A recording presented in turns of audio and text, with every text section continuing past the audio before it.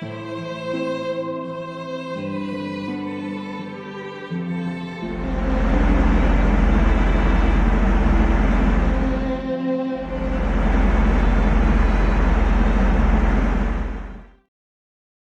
doesn't live in the places we're told to avoid. It lives in the choices we make when we're desperate, when we convince ourselves that one more time won't hurt, that we can stop whenever we want. But some rides don't have a destination. They only have passengers. And once you've accepted the fare, you can never really get out. Now let's read the whole story. Marcus had been driving for Uber for 3 years, and he'd never picked up the same person twice. Until tonight. It started simple enough. A ping on his phone at 11:47 p.m. Pickup location, the corner of Ashwood and Fifth. Drop off, Riverside Cemetery. Marcus hesitated. Nobody goes to a cemetery at midnight. But the fare was good. $32 for a 15-minute drive. He needed it. Rent was due in 3 days. So he accepted. The pickup spot was dark. No streetlights. Just the glow from a convenience store, 2 blocks down, casting long shadows across the empty road. Marcus pulled up and waited. His phone buzzed. "I'm here." Marcus looked around. The street was empty. Another buzz. "I'm in the back seat." His blood went cold. Slowly, very slowly, Marcus looked in his rearview mirror. A woman sat in the back seat. Pale skin. Dark hair. Eyes that didn't blink. She wore a simple black dress, outdated, like something from the 1950s. Her hands were folded neatly in her lap. Marcus's heart hammered. He hadn't heard the door open, hadn't felt the car shift. She was just there. "Jesus, you scared me," he said, forcing a laugh. "Didn't see you get in." The woman didn't smile, didn't move, just stared at him through the mirror. "Riverside Cemetery?" Marcus asked, his voice cracking slightly. She nodded. Once. Slow. Marcus put the car in drive and pulled away from the curb. His hands were sweating. Something about this felt wrong. Deeply wrong. But he couldn't explain it. She was just a passenger. A quiet passenger. Nothing more. The drive was silent. Marcus tried making conversation. The weather, the late hour, whether she needed a ride back. But the woman never answered, never looked away from him, just stared with those unblinking eyes. When they reached the cemetery gates, Marcus stopped the car. "Here you go," he said, keeping his voice steady. "Riverside Cemetery." The woman didn't move. Marcus glanced back. "Miss, we're here." She tilted her head, slowly, like a bird studying prey. "Do you need help finding someone?" Marcus asked, his throat tight. Finally, she spoke. Her voice was soft, hollow, like wind through an empty room. "You already know where I need to go."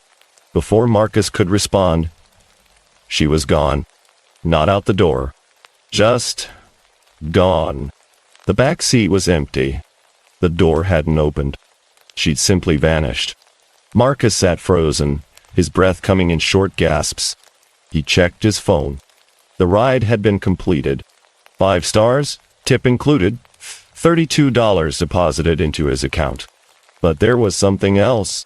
A message from the passenger. "Thank you for the ride. See you tomorrow night." Marcus stared at the message, his skin crawling. He deleted it immediately, locked his phone, and drove home without looking in at the rearview mirror once. The next night, Marcus told himself he wouldn't drive. He'd take the night off. Rest. Forget about the weird passenger and the cemetery and the message that made his stomach turn.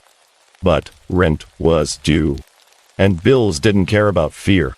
So at 11:30 p.m., he logged into the app. Almost immediately, a ping. Pickup location. The corner of Ashwood and Fifth. Drop off. Riverside Cemetery. The exact same ride. Marcus's hands trembled as he stared at the screen. He should decline. He should turn off the app and go home. But something made him accept.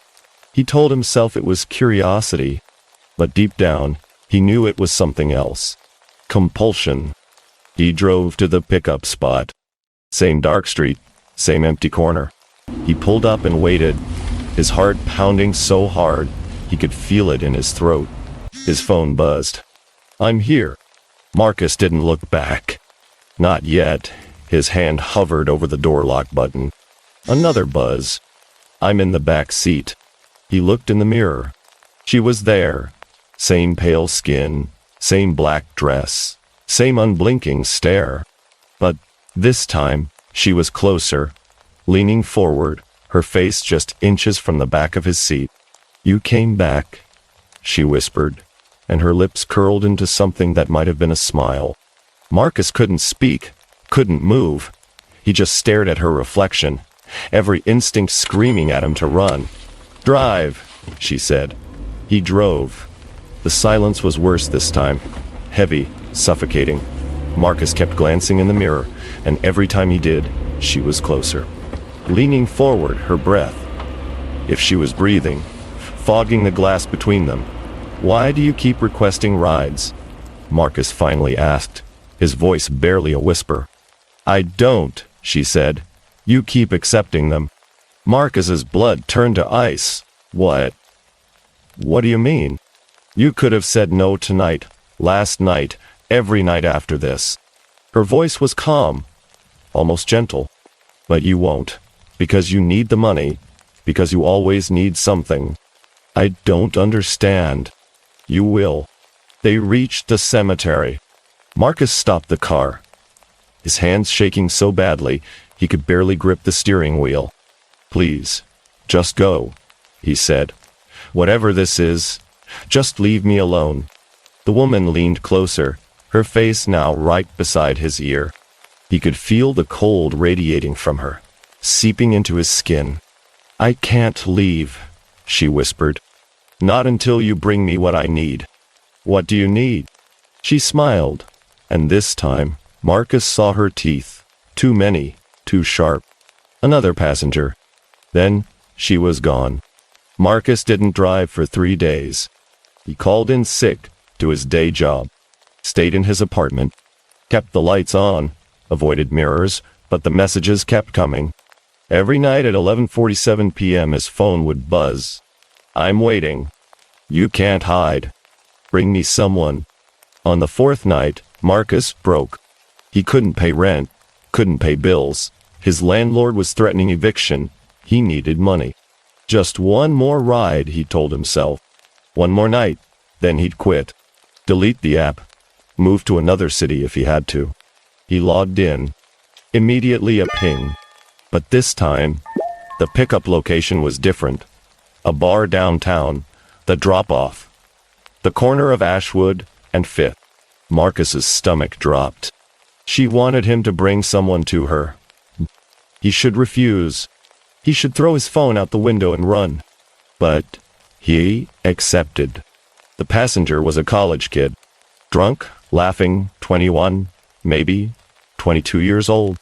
He stumbled into the back seat, reeking of beer. "Thanks, man," the kid slurred. "Party got crazy. Need to get home." Marcus said nothing. Just drove. His hands were numb. His mind was screaming at him to stop, to let the kid out, to turn around. But he kept driving. When they reached the corner of Ashwood and Fifth, Marcus stopped the car. "Here?" the kid asked, confused. This isn't my address." "Get out," Marcus said, his voice hollow. "Dude, this isn't where I—" "Get out." The kid scrambled out of the car, angry, confused. He pulled out his phone, probably to report Marcus, to leave a bad review. But then he stopped. He was staring at something behind Marcus's car. Marcus looked in his rearview mirror and saw her, standing in the middle of the road, the woman in the black dress, smiling. The kid started backing away. What is that?" "Run," Marcus whispered. The kid ran. The woman didn't chase him. She just walked, slowly, deliberately. And no matter how fast the kid ran, she was always right behind him. Marcus watched in the mirror until they disappeared into the darkness. Then he heard it. A scream, short, sharp, then silence. His phone buzzed. A new message. "Thank you. See you tomorrow night." Marcus looked at his app. The ride was completed. 5 stars, $50 tip, and a new request was already waiting. Same pickup, same drop-off. He stared at the screen, his hands shaking, tears streaming down his face. He could decline, he could quit, he could run, but his finger hovered over the accept button. Because rent was due, because he needed the money, because he always needed something. And somewhere deep in his mind he knew the truth. He'd been her passenger all along. They found Marcus's car 3 weeks later, parked on the corner of Ashwood and Fifth. Engine running, doors locked, empty. His phone was still on the seat, the Uber app open, showing one last message. "Welcome home." The real horror isn't what hunts us in the dark. It's realizing we've been driving toward it all along, and we can't remember when we stopped choosing the route.